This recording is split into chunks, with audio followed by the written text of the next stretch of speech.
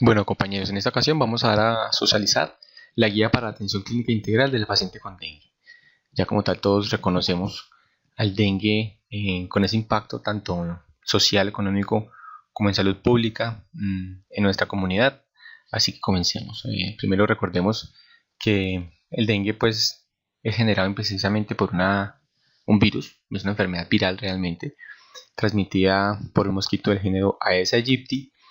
Y este virus, que es de la familia o del género Flavivirus, posee cuatro serotipos, de 1, 2, 3 y 4, que circulan simultáneamente en nuestro país y que no generan inmunidad cruzada, lo que significa que puede presentarse en una sola persona o reinfectarse como tal cuatro ocasiones, cuatro veces. El hecho de que haya tenido el antecedente previo en dengue no me desmerita entonces la posibilidad de tener un dengue actualmente. Es importante reconocer que el espectro clínico del dengue es muy variado y puede cursar desde una sintomatología muy leve, pasar por síntomas muy inespecíficos, una gran postración y una evolución pues como tal desfavorable con deterioro clínico e incluso la muerte. Hablemos un poco sobre las etapas clínicas del dengue, reconociendo esas tres etapas importantes: la etapa febril, o la etapa de la viremia, la etapa crítica o la etapa de la extravasación, y la tercera etapa o de recuperación o mejoría clínica, sin que quiera decir que entonces no tengamos que estar presentes, atentos de esta evolución. En esta primera etapa febril, precisamente de viremia, pues porque cuando está aumentando, se está replicando el virus en el paciente, los síntomas son muy inespecíficos: sudoración, astenia, decaimiento, obviamente el cuadro febril y los síntomas concomitantes que ya conocemos. Pero el primer día febril es el día de mayor riesgo, ¿sí? Luego ese cuadro febril, el primer día febril es el punto de mayor riesgo, que es el que me marca el punto de la extravasación o la de efervescencia, que es ese día en el cambio del día febril a febril. Y esta etapa crítica, o precisamente la etapa de extravasación, es la importante porque es el momento en el que se presenta más probablemente el estado de choque, que se puede reconocer por su frialdad de piel, pulso filiforme, taquicardia, hipotensión. Puede presentar incluso hemorragias severas, alteraciones hepáticas y de otros órganos. Hay un aumento en el hematocrito y en este momento, en esta etapa crítica, es cuando se logra identificar el descenso más bajo del conteo plaquetario. Y finalmente la etapa de recuperación, pues cuando hay una evidente mejoría clínica y se hace generalmente pues es evidente que el paciente clínicamente mejora mucho, pero hay un estado de sobrecarga líquida, así que hay que estar atento que podría presentarse alguna coinfección bacteriana, usualmente de origen pulmonar, en pacientes de mayor riesgo, principalmente en los que tengan comorbilidades. Vamos a hablar un poco sobre la secuencia de signos y síntomas que tiene esta enfermedad. Inicialmente pues lo que vemos es un paciente con un cuadro febril, ¿sí? Que puede o no presentar la rasgo cutáneo, que es de presentación muy variable, no todo el mundo se presentará, y el hecho de que esté no quiere decir que entonces haya un mayor o menor pronóstico en la evolución del paciente. Luego de este cuadro febril o de esa etapa de efervescencia, que empieza la aparición como tal de signos de alarma, marca como tal ese punto crítico de observación y ese punto en el que podemos salvar al paciente de acuerdo a la intervención que realicemos en el paciente. Esto ocurre pues como tal acá de la fiebre entre el tercer y sexto día para niños y entre el cuarto y el sexto día para los adultos. Y es en ese momento en que empieza la extravasación y pueden haber entonces derrame pleural, la presencia de ascitis, dolor abdominal intenso y continuo, vómito persistente. Hay que estar entonces muy atento de la evolución clínica y hemodinámica del paciente. Y el hematocrito, que usualmente o al ingreso era normal, al inicio era completamente normal, ya va ascendiendo, y este ascenso del hematocrito coincide concomitantemente con la aparición entonces de esa extravasación, derrames pleurales, ascitis. Pero es importante en este momento crítico, que suele ser el día en que cede la fiebre, en esas primeras 24 horas, 4 a 5 veces más frecuente se presenta esa etapa crítica o ese estado de choque. Por eso es tan importante esa vigilancia estricta ahí. E incluso dentro de la guía plantean la importancia de realizar radiografías para identificar la presencia de estos derrames o esta extravasación. Y existen unos signos de alarma, que son signos pues, que anuncian como tal la inminencia de choque: dolor abdominal continuo, vómito persistente, somnolencia o irritabilidad y el descenso abrupto de la temperatura. Finalmente la fase de recuperación, que ya les había dicho pues que es la fase en la que evidentemente mejoría clínica, pero no quiere decir que no tengamos que hacer un seguimiento y una vigilancia estricta en los pacientes que tengan comorbilidades como cardiopatías, nefropatías o adultos mayores, porque estos pacientes, precisamente debido al manejo que se les ha instaurado, pueden tener una sobrecarga hídrica y la respuesta de estos pacientes podría finalizar en infecciones que la guía los contempla principalmente relacionadas a infecciones de origen pulmonar. Bueno, el protocolo de vigilancia en salud pública del Instituto Nacional de Salud tiene una clasificación y unas definiciones claras para los casos probables o casos confirmados de dengue, que vamos a hacer una revisión acerca de ellos. Caso probable puede ser clasificado sin signos de alarma, con signos de alarma o un dengue grave, ¿sí? Y el caso confirmado, ya sea por laboratorio o por nexo epidemiológico, y finalmente la mortalidad por dengue. En el caso probable, sin signos de alarmas, se define de la siguiente manera: enfermedad febril aguda, de 2 a 7 días de evolución, en el que se observan 2 o más de las siguientes manifestaciones: cefalea, dolor retrocular, mialgias, artralgias, erupción cutánea, rash o leucopenia. Si uno se pone muy estricto con la definición, logra tamizar un poco más el diagnóstico de dengue. Es decir, no solamente es fiebre y malestar general, tiene que tener 2 o más de las siguientes manifestaciones: cefalea, dolor retrocular, mialgias, artralgias, erupción cutánea o rash o leucopenia. Muy importante que tengamos en cuenta esto. La segunda definición sería el caso probable, en los que ya han cumplido como tal el diagnóstico de dengue, pero que tengan signos de alarma, como cuáles: dolor abdominal intenso, vómito persistente, diarrea, somnolencia o irritabilidad, hipotensión postural, hepatomegalia dolorosa por más de 2 centímetros, disminución de la diuresis, caída de la temperatura, hemorragia en mucosas, caída abrupta de las plaquetas.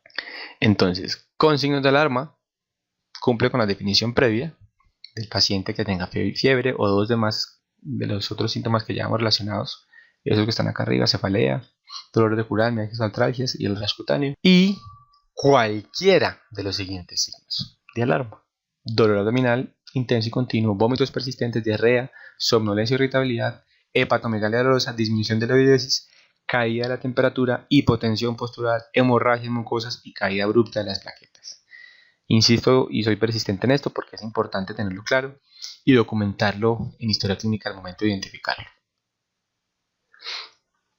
Luego tenemos el caso probable para un dengue grave, en el que ya se identifica como tal la extravasación severa del plasma, pues que coincide con el choque, la hemorragia severa, cuando hay evidencia de hemorragias en el paciente, y cuando hay un daño de órgano grave, ya sea una miocarditis, una encefalitis, una hepatitis, una colecistitis litiásica, una insuficiencia renal o alguna afectación pues como de otro órgano principal. Luego está el caso confirmado por laboratorio, para el cual tendremos en cuenta el PCR o el aislamiento viral los primeros 5 días y la prueba IgM dengue a partir del 6º día en adelante, pero de eso vamos a hablar un poco más adelante.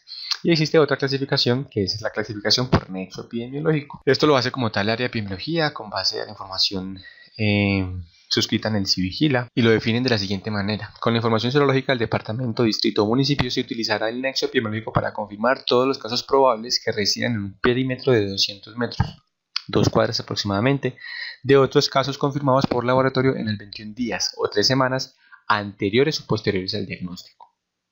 Ahí está.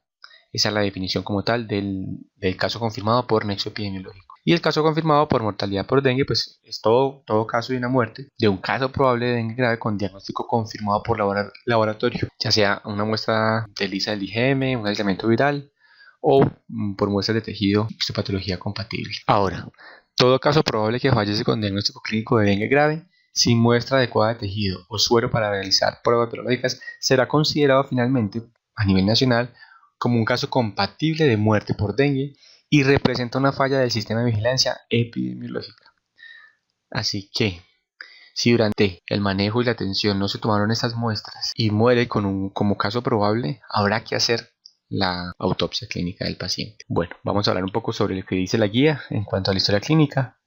Y es un poco reforzar la importancia de la historia clínica y la calidad del dato, tratando de hacer registros un poco más detallados teniendo en cuenta la cronicidad, la cronología de los síntomas, cómo se fueron presentando, qué síntomas concomitantes tiene, dar precisión pues como tal al día y la hora de inicio de la fiebre, porque estos son puntos críticos en la atención del paciente con dengue. Revisión por sistemas, a consultar sobre manifestaciones hemorrágicas, hematemesis, melenas, epistaxis, que muchas veces el paciente no lo refiere espontáneamente, sino que hay que escarbar e indagar un poco más. Importante tener en cuenta el tema de las comorbilidades y el riesgo social. ¿Sí? Pacientes con embarazo, niños menores de 5 años, mayores de 65 años, con presencia de enfermedades crónicas como la hipertensión, la diabetes, la enfermedad pulmonar obstructiva crónica, pacientes con hemopatías o enfermedades hematológicas, enfermedad renal crónica, enfermedades autoinmunes, en fin, hacer toda una búsqueda activa como tal de las comorbilidades u otros factores que pudiesen poner en riesgo al paciente que tenga diagnóstico de dengue. Al examen físico se deberá entonces observar y buscar edema palpebral, edema de la pared abdominal, edema de las extremidades, verificar el llenado capilar, las manifestaciones hemorrágicas que se pudieran presentar en piel, mucosas o escleras. No solamente valorarlas clínicamente, sino identificarlas y registrarlas en historia clínica. Algo que yo identifique en historia clínica durante el examen físico debo registrarlo, la presencia o la ausencia de ellas mismas. La importancia aquí como tal radica también en los signos vitales, tensión arterial, temperatura, pulso y peso, porque este marcará un pilar fundamental en el tratamiento y en el seguimiento del paciente. Y aquí es importante tener en cuenta los signos de choque.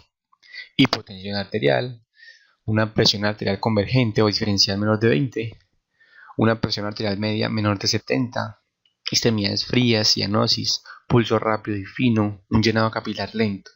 Estos son puntos claves que manifiesta la guía para estar pendientes y alertas en el momento del examen clínico, para identificar oportunamente y precozmente el paciente en riesgo para poder dar una intervención y manejo salvador.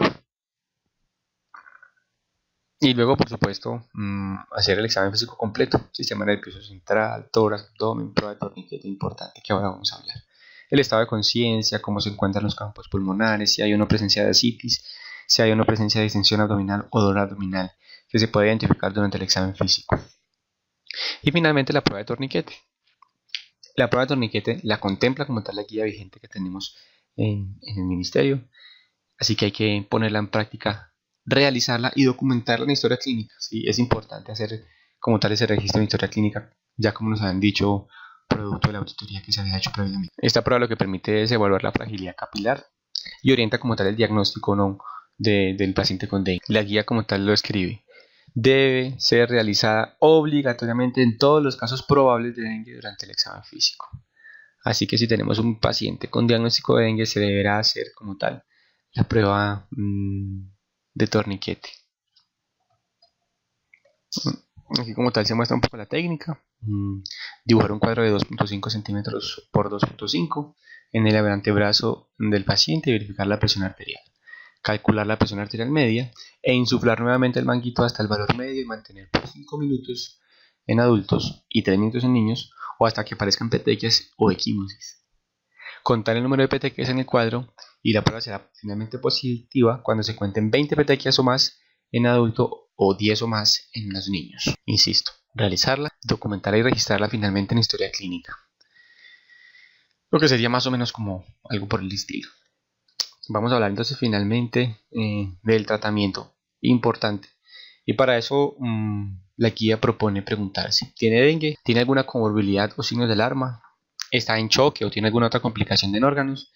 Y de acuerdo a esta interrogatorio inicial que se hace como para plantear el manejo, se manejan 3 grupos de tratamiento. El grupo A, B o C, que serán respectivamente para un tratamiento ambulatorio, para una hospitalización o para un tratamiento intensivo y urgente. Aquí de nuevo es importante hacer énfasis como tal en la importancia de la historia clínica, de la anamnesis, de interrogar la cronicidad de los síntomas, cuándo empezaron los síntomas, porque de acuerdo a ello iremos tomando decisiones de intervención. Bueno, en el grupo A o de tratamiento ambulatorio, lo define como tal la guía, que es para atención en un primer nivel y es el paciente que tiene fiebre de 2 a 7 días o caso probable de dengue, donde no hay hemorragia, donde no hay deshidratación, donde no hay signos de alarma o choque y que no pertenece a ningún grupo de riesgo. Estos pacientes lo que suelen es tolerar volúmenes adecuados por vía oral, presentan una buena diuresis, no tienen signos de alarma. Se debe recomendar al paciente y a familiares la importancia del reposo en cama. Se podrá recomendar como manejo el acetaminofén, teniendo en cuenta que la dosis máxima podrá ser 4 gramos al día. Y por supuesto debe quedar claro que la dipirona debe ser considerada para manejo exclusivo de segundo y tercer nivel y no se debe administrar intramuscular en un paciente pediátrico, y cuando se utilice se debe informar el riesgo al paciente. Es decir, en un primer nivel no se utilizaría, en un paciente con grupo A no se utilizaría, y debe quedar claro tal y como quedó claro en el protocolo igual de uso para la dipirona. Importante tener en cuenta entonces que los AINES también salicilatos como la aspirina están contraindicados en los pacientes con diagnóstico de dengue, y que al momento de dar el alta, porque es un paciente para manejo ambulatorio, es importante educar al paciente en la presencia de signos de alarma, repito nuevamente, en el reposo y el manejo sintomático solamente con acetaminofén. Hacer énfasis igualmente en la hidratación, en que el paciente debe tolerar, como puede tolerar buenas cantidades de volumen de líquidos por vía oral, debe tener una buena hidratación en casa. Luego viene el grupo B. En el grupo B, que es un grupo para manejo ya en segundo nivel, son los pacientes con cualquiera de las siguientes manifestaciones. Es decir, que tengan signos de alarma, pacientes con enfermedades crónicas como hipertensión arterial, diabetes mellitus, asma, enfermedades hematológicas o renales crónicas, enfermedades del sistema cardiovascular, enfermedad idiopática o enfermedad autoinmune, niños menores de 5 años, pacientes embarazadas, pacientes mayores de 65 años y pacientes con riesgo social, es decir, pacientes que vivan solos, que tengan un difícil acceso a un servicio de salud o que tengan una pobreza extrema. Ahora, dentro de este grupo entonces estarán los que como tal no tienen factores de riesgo. Se iniciará como tal manejo con líquidos por vía oral, mantener reposo en cama, vigilar síntomas de dengue, vigilar la comorbilidad, es decir, hipertensión, diabetes o su enfermedad de base que tenga, y se debe hacer un monitoreo más estrecho de la temperatura, del balance de ingreso y pérdida de líquidos, de la diuresis, de la presencia o aparición de los signos de alarmas y el conteo plaquetario y la vigilancia del hematocrito. Ahora, si este grupo poblacional tiene además signos de alarma, ya habrá que hacer una intervención igualmente hospitalaria. El otro es hospitalaria, pero no con intravenosa, sino con un seguimiento y un monitoreo más estrecho. Y como ya tiene signos de alarma, habrá que hacer entonces una intervención con líquidos intravenosos. Se propone entonces DSC por kilogramo hora de cristaloides, solución salina o lactato Ringer. Ambos están contemplados como opción, hacen referencia más al uso del lactato Ringer. Y se deberá tomar una muestra para hematocrito cada 12 a 24 horas y hacer un seguimiento y una diuresis adecuada, es decir, que tenga más de 0.5 cc por kilogramo hora. Toda esta evaluación es continua. Si el paciente tiene signos de alarma, yo le hago una intervención, le coloco la reposición, le hago el control del hematocrito, vigilo los signos de alarma, vigilo la diuresis del paciente. Si no hay respuesta, tomaré la decisión de si le aumento, si le continúo como tal la reposición de líquidos, si le voy disminuyendo la reposición de líquidos o si ya estoy considerando incluso en un manejo en la unidad de intensivos, de acuerdo a la evolución. Y se hace muy importante como tal en este paciente que es de manejo en segundo nivel, hacer un seguimiento, ¿sí? El monitoreo como tal de signos de alarma, balance de líquidos, los signos vitales, tal y cual lo dice la guía, entre 1 a 4 horas, de tensión arterial, presión arterial media, temperatura, frecuencia cardíaca, frecuencia respiratoria y el gasto urinario cada 4 a 6 horas. Y se va a hacer un control como tal cuadromático completo, vigilando como tal la leucopenia, la trombocitopenia, la hemoglobina, hematocrito, transaminasas, tiempos de coagulación y títulos de TIgM para dengue. Esto nos deja clarísimo que el paciente que requiere un seguimiento, una valoración y un control más estricto debe ser de manejo hospitalario en un segundo nivel, no en un primer nivel. Existe un anexo de la guía para el paciente de manejo pediátrico donde la esencia como tal es igual a la reposición hídrica con lactato de Ringer a las dosis aquí indicadas, 5 a 7 cc por kilogramo hora por 1 a 2 horas, luego reducir a 3 a 5, pero esta reducción será de acuerdo a la evolución del paciente. Pero, insisto, queda claro de que si tenemos un paciente con un cuadro que esté en el grupo B, debe ser remitido a un segundo nivel. Y ahora, el grupo C, en el que definitivamente es un paciente de tercer nivel, el paciente requiere un tratamiento de emergencia de cuidados intensivos porque tiene un dengue grave. Recordemos, extravasación severa, hemorragia severa o daño de un órgano como elementos claves para la clasificación o el diagnóstico del dengue grave. Aquí la guía postula, digamos, dos escenarios de tratamiento, el pediátrico y el adulto. En el pediátrico nos remitimos nuevamente al anexo del manejo del paciente pediátrico, en el que nuevamente se hace énfasis a la administración de líquidos ya con unos bolos un poco más grandes, iniciar con solución isotónica de cristaloides de 5 a 10 cc por kilogramo hora en una hora y reevaluar condición del paciente.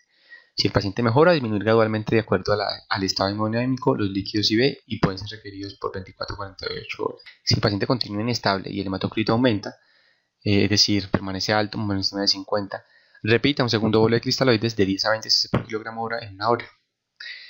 Y de nuevo el concepto de revalorar porque la evolución es muy dinámica.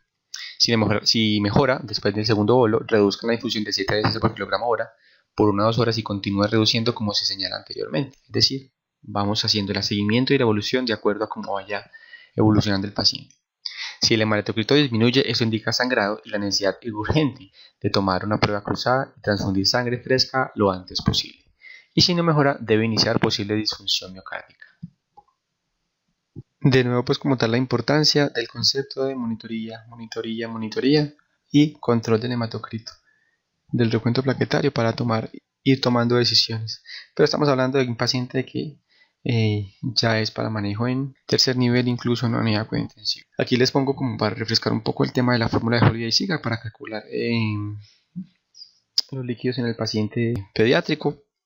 Recuerden, de 0 a 10 kilos 100 cc por kilogramo día, de 11 a 20 100.000, que serán los primeros 10, más 50 cc por kilogramo día por cada kilo de peso por encima del 10, y para mayores de 20 serían 1500 más 20 cc por kilogramo de peso.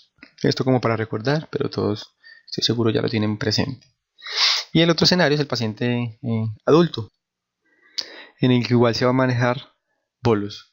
Si ustedes logran identificar al paciente, la guía en ningún momento incluso toma ningún otro medicamento diferente a las soluciones o los cristaloides. Ningún medicamento, ningún antibiótico, ningún corticoide, ningún analgésico. El único como tal considerado o contemplado es el acetaminofén. Insisto en la importancia de tener claro de que está contraindicado el uso de dipirona en nuestro primer nivel de tensión. Entonces la guía plantea bolos de 500 a 1000 cc en la primera hora y estar vigilante de la PAM. Dejar una dosis de mantenimiento de hasta 100 cc por hora para mantener la PAM mayor a 80. Y queda claro que en caso de estar fuera de una institución en tercer nivel, el paciente debe ser remitido en una ambulancia medicalizada y hacer el seguimiento de paraclínicos para confirmar la presencia de hemorragias y definir una intervención oportuna para el manejo. Nuevamente haciendo énfasis en el tema del seguimiento del paciente grupo B, monitoría de signos de alarma, balance de líquidos, signos vitales. En esta ocasión serán cada hora y el gasto urinario cada 4 a 6 horas. Igualmente, ya en este caso es obligatorio el aislamiento viral o el IgM para dengue de acuerdo a la cronología del cuadro. Hematocrito, hemoglobina, plaquetas y leucograma. ¿Cuándo entonces definir el estado del egreso del paciente? Cuando haya ausencia de fiebre de 24 a 48 horas, cuando haya una mejoría clínica del estado clínico del paciente, es decir, hay una mejoría del estado general, hay aumento del apetito, el gasto urinario está normal, hay estabilidad hemodinámica y no hayan signos de dificultad respiratoria. Cuando la tendencia al recuento de plaquetas va en aumento y cuando el hematocrito ya se permanece estable, es decir, ni aumenta ni baja, está estable. Esos serían los criterios como tal para el egreso del paciente con dengue. Reforzando una vez más el concepto de que el paciente con dengue que sea del grupo B o del grupo C debe ser remitido para su atención en segundo o tercer nivel según corresponda. Aquí es importante recordar que el dengue es un evento de interés en salud pública y que por lo tanto es de notificación obligatoria. Esta se debe realizar según los lineamientos del Instrumento del Sistema de Vigilancia de Salud Pública Nacional, teniendo en cuenta las definiciones que ya realizamos y por favor revisando muy bien, como ya nos han hecho el énfasis desde el Departamento de Epidemiología, la fecha de publicación de la ficha epidemiológica. Porque nos ha pasado en muchas ocasiones que estamos llenando fichas de dengue de vigencias 2015-2016, cuando ya tenemos unas fichas más actualizadas. Estas últimas diapositivas son para recordar el diagnóstico virológico, que tiene como objetivo identificar el patógeno y monitorear el serotipo viral circulante. La muestra debe ser recolectada hasta el 5.º día de inicio de los síntomas y el diagnóstico serológico, que que se utiliza para la detección de anticuerpos de antidengue y debe ser solicitada a partir del 6º día de inicio de los síntomas. Ahora, recordarles algo de lo que ya habíamos hablado previamente, y es que cuando el paciente fallece se debe hacer obligatoriamente una autopsia clínica completa.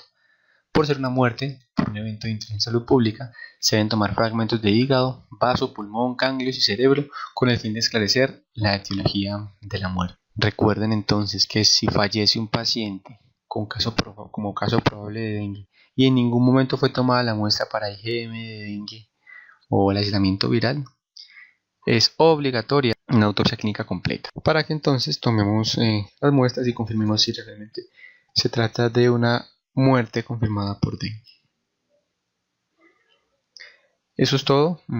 Espero les haya gustado refrescar un poco algunos conceptos claros y que quede en nuestro hábito hacer un buen diligenciamiento de historia clínica, unos buenos registros para poder actuar en coherencia con lo que plantea la guía.